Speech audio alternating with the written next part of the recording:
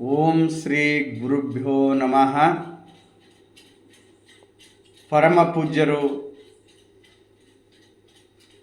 ಈ ಭಾಗದ ಕಲ್ಯಾಣ ನಾಡಿನ ನಡೆದಾಡುವ ದೇವರು, ಎಲ್ಲರ ಮನ ಮತ್ತು ಮನೆಯಲ್ಲಿ ಮಹಾಗುರುಗಳಾಗಿ ಕಂಗೊಳಿಸುತ್ತಿರುವ ವಿಶ್ವಜ್ಞಾನಿಗಳಾದಂತಹ ಮತ್ತು ಚುಟುಕು ಸಾಹಿತ್ಯದ ರಾಜ್ಯ ಅಧ್ಯಕ್ಷರಾಗಿ ಮತ್ತು ಚುಟುಕು ಸಾಹಿತ್ಯದ ಪ್ರಶಸ್ತಿಯನ್ನು, ರಾಜ್ಯ ಮಟ್ಟದ ಪ್ರಶಸ್ತಿಯನ್ನು ಪಡೆದು ನಮ್ಮ ಕಲ್ಯಾಣ ನಾಡಿಗೆ ಹೆಸರುವಾಸಿಯಾದಂತಹ ಡಾಕ್ಟರ್ ಅಭಿನವ ಘನಲಿಂಗ ರುದ್ರಮುನಿ ಶಿವಾಚಾರ್ಯರು ಅವರು ಹುಟ್ಟಿದ ಹಬ್ಬದ ನಿಮಿತ್ತವಾಗಿ ಮತ್ತು ಅವರು ಪಟ್ಟಾಧಿಕಾರದ ನಿಮಿತ್ತವಾಗಿ ಸಮಾಜಕ್ಕೆ ಒಂದು ಒಳ್ಳೆಯ ಸಂದೇಶವನ್ನು ಕೊಡುತ್ತಿದ್ದಾರೆ.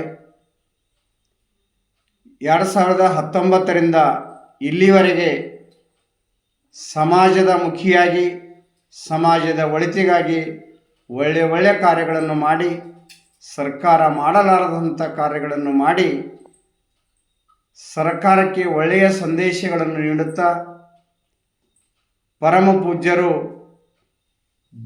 ದೇವರ ವಾಣಿಯಂತೆ ಒಳ್ಳೆಯ ಕಾರ್ಯಗಳನ್ನು ಮಾಡುತ್ತಾ ಅವರ ಸೇವೆ ಈ ಸಮಾಜಕ್ಕೆ ಬಹಳ ದಾರಿದೀಪವಾಗಿದೆ.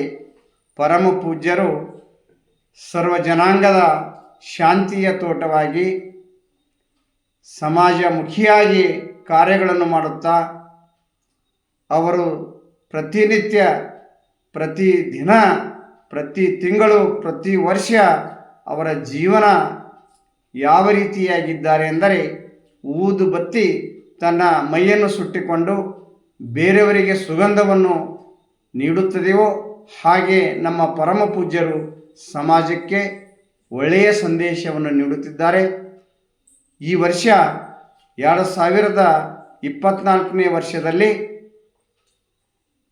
ಪ್ಲಾಸ್ಟಿಕ್ ಮುಕ್ತ ಸಮಾಜ ನಿರ್ಮಾಣ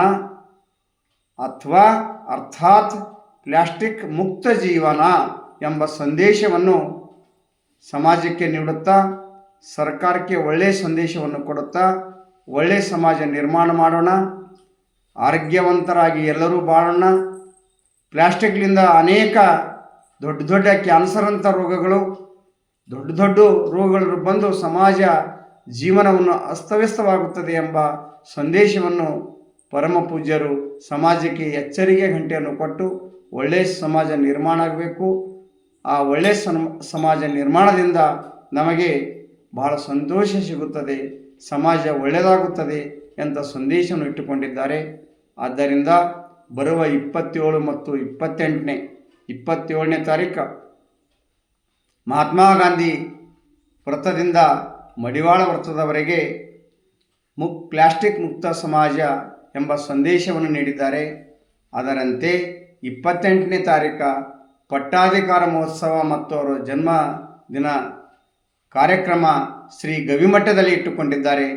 ನಾವೆಲ್ಲರೂ ಕಲ್ಯಾಣ ನಾಡಿನ ಭಕ್ತರು, ನಾಗರಿಕರೆಲ್ಲರೂ ತನು ಮನದಿಂದ ಅವರ ಸೇವೆಯನ್ನು ಗೈದು ಇನ್ನೂ ಅವರ ಸೇವೆ ಸಮಾಜಕ್ಕೆ ಒಳ್ಳೆಯದಾಗಲಿ ಎಂಬ ಸಂದೇಶವನ್ನು ನೀಡುತ್ತಾ ಪರಮ ಪೂಜ್ಯರಿಗೆ ಕೋಟಿ ಶರಣಾರ್ಥಿಗಳನ್ನು ಸಲ್ಲಿಸಿ, ಎಲ್ಲರಿಗೂ ಶರಣಾರ್ಥಿಗಳನ್ನು ಸಲ್ಲಿಸಿ ನನ್ನ ಮಾತಿಗೆ ವಿರಾಮ ಕೊಡುತ್ತೇನೆ.